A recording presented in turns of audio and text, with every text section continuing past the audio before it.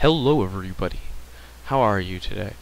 Now, today I am going to be talking about Minecraft and language and schooling. So, you're obviously going to see how that connects in an instant. Now, I was playing Minecraft recently, and I decided to mess around with the language function, which I did it the first time it came out. The first time the language function was released, I thought it was really cool. But it was actually quite a bummer that not every language was in the Minecraft font, and it was really hard in my eyes to read. So I ran the game in German for an hour or two and then stopped, which was kind of awful. Now, the gameplay footage in the background is me playing Minecraft for this exact video. What I'm going to be talking about is... actually, no. Oh, right there. On the screen, you just saw an achievement popped up. And, of course, the S in German wasn't actually in the font that Minecraft was in, and that hurt my eyes, so I gave that up pretty quickly. Now Minecraft has refined its language stuff. Especially so, watch when I, next time I try to choose an item. When I flicked over the item, it came up on the screen. Hold shuffle. And so, that's very interesting, and very good for, especially for, like, for people who are new to a language like this. When you're doing this in a language you already know, it's kind of intrusive, to be quite honest. But when you're doing this in a language you don't know, like now, I know a bit of German. I'm not like fluent in it or anything. So right here, this was an amazing discovery. Well, now I could play Minecraft in German, and it would continuously reinforce my knowledge of the language, which was amazing. And so, today I have to bring up how Minecraft can be used in education. And normally I wouldn't bring this up, because people would shoot down this idea. But recently I took a Spanish course. I took it online through Connexus. And I took that course, and believe me, I came out of it knowing one thing more than I had known beforehand. I came out of it knowing the conjugations for Spanish verbs in the future. And, well, that took me about 2 or 3 days to learn. I spent a semester in that class. So you can see my disappointment. So, yes, not exactly the best way to teach a language. So, how do you teach a language then? Well, there are plenty of ways people have done it. I teach myself languages by going through books. Books are a very nice medium to teach a language in. But how about we don't use books? What else can we use? We use face-to-face classes with teachers. Our teachers teach pretty much all classes, unless they're online or unless you're using books. So that's a thing. However, is there really not another way to teach language? Well, no, there is. There's immersion in it, which is that's good. That's why one of the reasons why children learn languages so quickly, and it's also a reason that people move to different countries to learn languages, because they can immerse themselves in it. And that's really good. But that's not always a very friendly environment, going to a completely different country, dropping everything to go to a different country, just to be immersed in the language. And then people can even, probably will, get mad at you when you can't communicate with them correctly. So, yeah, that's not very, I guess it's a good thing to do. You'll learn the language in the end, but it's not a very friendly environment. Now, there's another thing, though, that I feel makes, like, I know I don't have research to back up everything, but one of the reasons that I believe that children learn languages quicker is because they want to communicate. They want to communicate. That's what they want to do. And they can't communicate with us without learning our language. They just can't do it. So they've got this want to communicate. And why do they want to, and like there's a specific want to communicate. It's a want to communicate so that they can live. Which makes sense. They want to be able to live and do stuff, and they can't without being able to communicate with us. And they don't have a medium to communicate with us effectively until they learn language, until they learn English. So it's that drive. It's that sort of, oh, I need to do this to do what I want. It's that sort of drive that makes it easier for children to learn languages. And that makes perfect sense. But schools can't emulate this drive. You can't say, like, oh, okay, you can't get, like, all of your students to want to learn, or even if all of your students do want to learn the language, first of all, you can't make them. And secondly, even if they all do, they're still not going to have that drive that they need that language to communicate. Because, okay, if you were to go and stop and say, okay, all of your materials are now in this language, that's a bit harsh. I'm not going to speak to you in English anymore. If you're caught talking in English or speaking in English in class, you're going to be kicked out of the class. That's pretty harsh. And there's no easy, and so yeah, it gives you that, oh my goodness, I need this to communicate. But it's still a harsh environment. You might as well go and immerse yourself instead. I know a plane ticket is quite a bit costlier than just taking a course, but still. Excuse me. Now, there's an easier way to get that, and even then, they don't have that drive, because then outside of class, they're just like, oh yeah, whatever. I don't need to speak that language.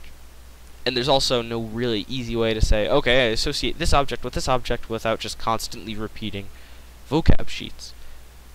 So that's a problem. That is a problem with how languages are taught. And repetition is one of the strongest ways to teach a language. And I'm not going to lie here. I'm not going to make it out like a bad guy. Repetition is one of the main points of why I'm making this video. But just constantly repeating something that you're not necessarily wanting, or constantly repeating something you don't necessarily want to repeat it to you, it's not very good, is it? So, there's an easier way to do this, obviously. There's always got to be an easier way. And I think that easier way is Minecraft. You're probably watching the gameplay right now and going, okay, so occasionally it flashes words on the screen and you can see all of the things in their other names. How does that help? Well, let's say that you've got everyone in a Ventrilo-like, TeamSpeak-like, Skype-like video, or not audio chat. So, a teacher and like 10 students. And you run a server in Minecraft. So everyone's playing on the server. Now, let's say you've got a big project in store, and you have to do this completely from survival. Now, everyone's, first of all, is going to have to work together to get this project done. That's like the focus of the class, is to get the project done. You don't make it out like, first of all, the first thing that you might think is the wrong step, you don't make this class out as a language course. Like, you say it's a language course, but when you start the course, you don't make it out as a language course. You say, okay, this is what we're doing. And so, you spend the first couple, you assign the first couple nights of homework as memorize the, or like learn the, not memorize, I want to stay away from the word memorize. Learn the alphabet. Learn the Russian alphabet, for example. This is in Russian right now. Learn the Russian alphabet. And give them a week to do that. And then upon that being finished, next week, sound out every word you see on the screen. So, dub, piech, dusky, whatever. But yeah, so sound out every word. Inventar. You get the idea. So they'll be doing that, which is going to be good. And then next week starts the learning part. Then now they have to be saying every word when they scroll over an object. So first of all, this is going to be helping them learn tremendously, because they're going to start associating like Ziemla with dirt. They know that that's dirt, but they're not going to call it dirt. Whenever it comes up, they're going to call it Ziemla. Ziemla? I'm pretty sure that was right. My Russian's not all that good.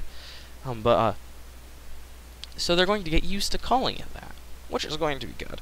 I mean, they're going to start learning. That's the first step. Now the second step, like this is the vocab part now. So you'd also need a book. You'd need a manual.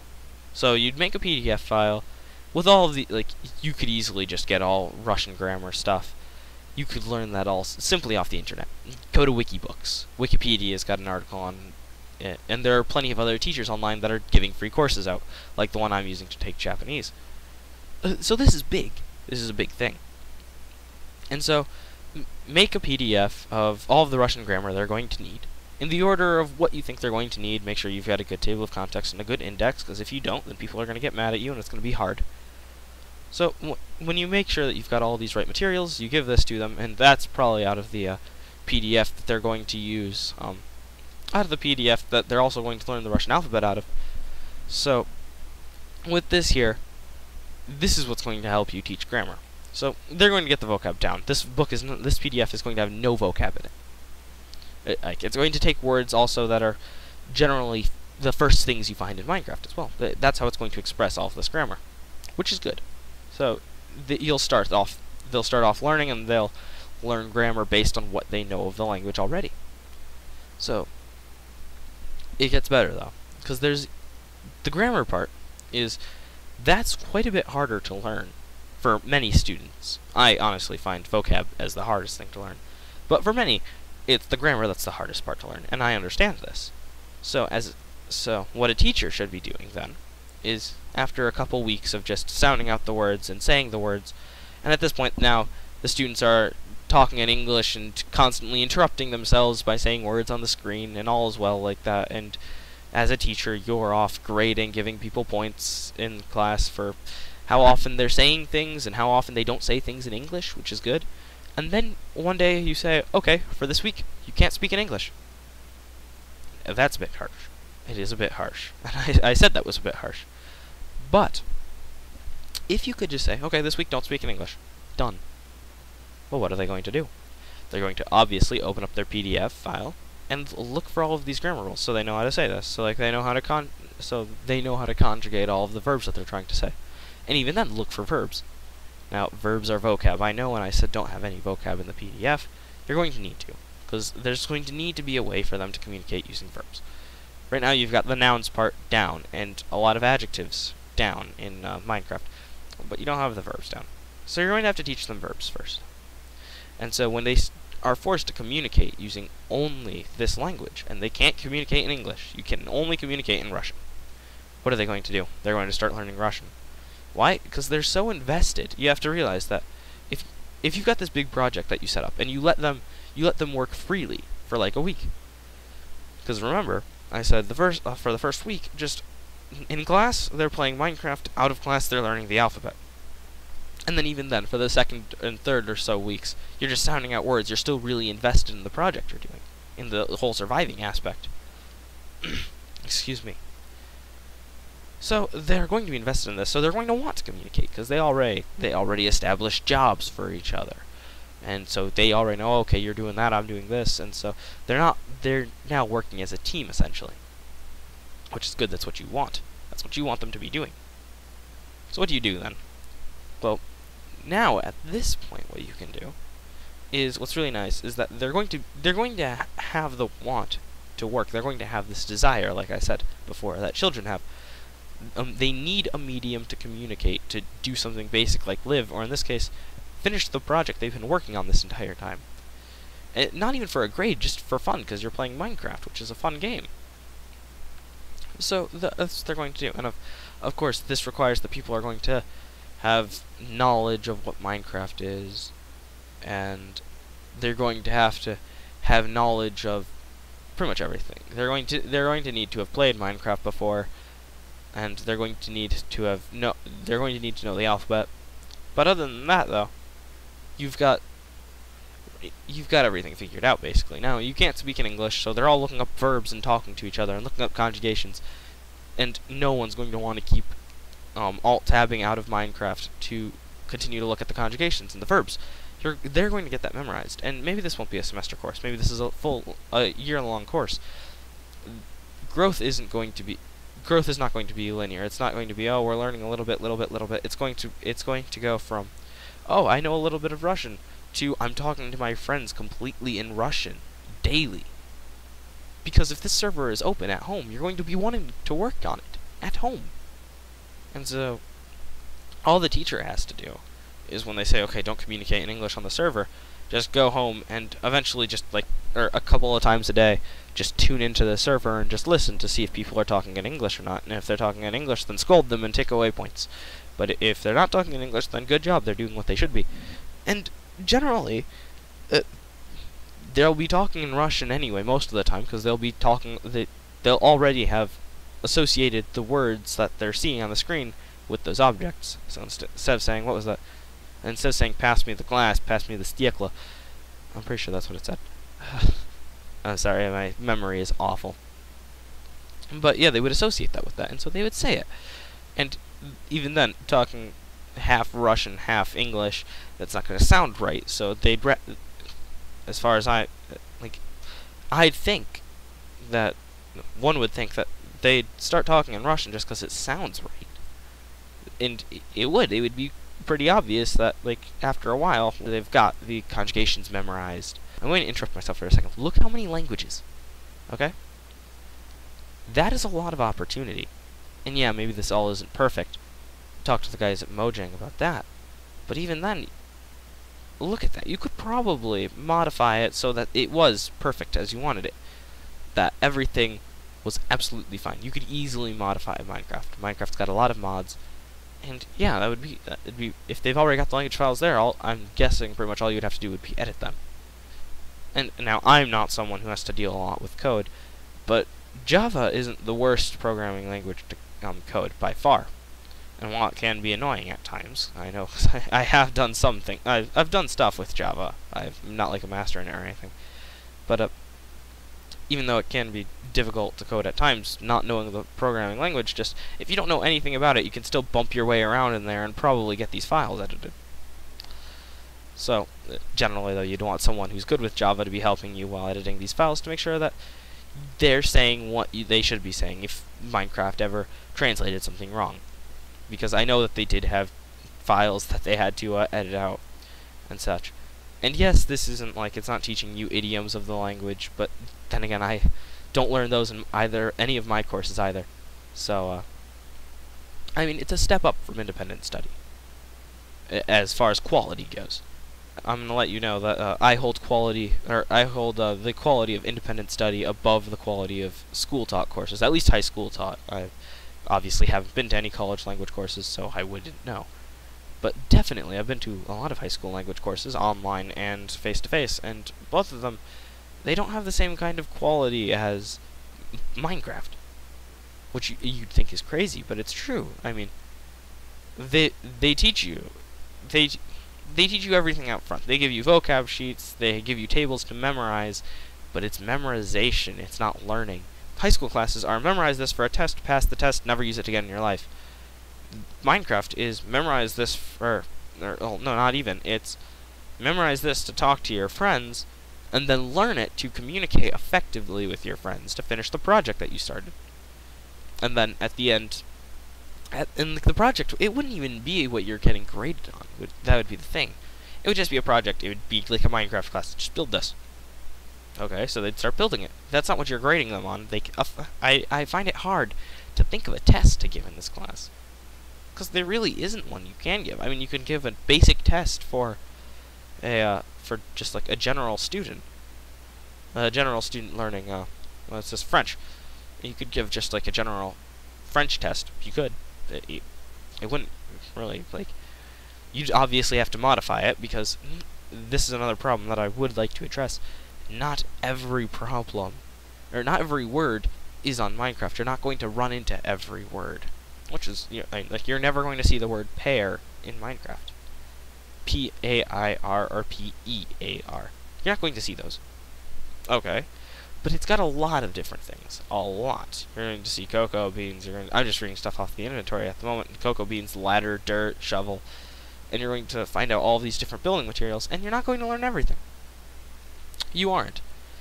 But you could, there are other ways that you could do things like this. You could, hey, you could just go and say, oh, what's your, talk to your students in French while you're all playing Minecraft. Oh, what's your favorite fruit? Someone finds an apple, because apples are rare in Minecraft. Someone finds an apple, and goes, oh, look, I found an apple, or whatever that is in French, or Russian, or German, or whatever language you're teaching. And then you would go, oh, what's your favorite fruit? And they'd have to go, unless it's an apple. And so they'd have to go and look it up. And you could just ask questions like that would force your students to learn more.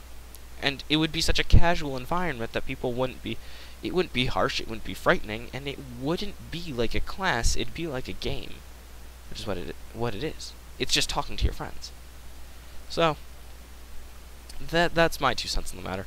Minecraft can be easily used at an educational standpoint, and probably to better effect than most normal classes are. So, yeah, there's not much I can say on the topic, because I've pretty much covered everything I could think of. So, thank you for listening. I know it's run 20 minutes now, and you're probably like, oh, I thought this was a 5-minute video that I was going to go and watch. But thank you for listening. So think about this. If you're a teacher, be you a teacher or a student. If you're a student, suggest it to a teacher. If you're a teacher, then maybe try it out. Maybe ask if you've got a little extra money, start up a server.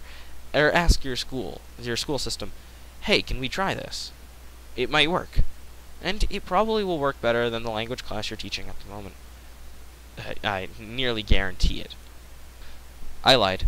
Okay, if you're teaching a really like high up language course, like you're teaching like the fourth level of Russian, yeah, this isn't going to help you all that much. It's got some abstract words in it, but not enough. This is more like a first level language course. If you're teaching a first level language course, so pretty much any language, with the exception of Japanese and Chinese, then give this a shot, because it will probably work far better than your language course is working at the moment. Thank you all for listening, and have a splendid rest of the day.